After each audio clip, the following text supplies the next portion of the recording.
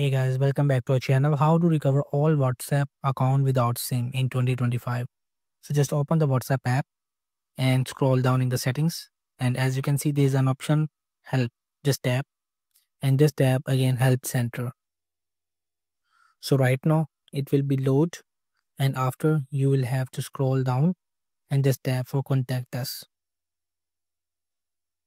So right now you will just tell your problem. So I want to just write, I want to recover my WhatsApp account without SIM because I have lost. So just send it to this WhatsApp support chat as well. So please wait for the moment when it's got your message and it will be sent you reply immediately.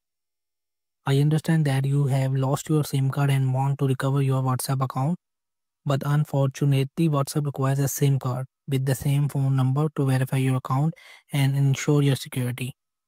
So it will just tell you the all procedure, but it will also say that if you are unable to get a new SIM card with same phone number, you won't be able to recover your old WhatsApp account.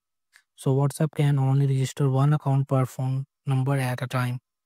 So it will show that without SIM card you will never get to recover your old WhatsApp account. So that's it. Thank you.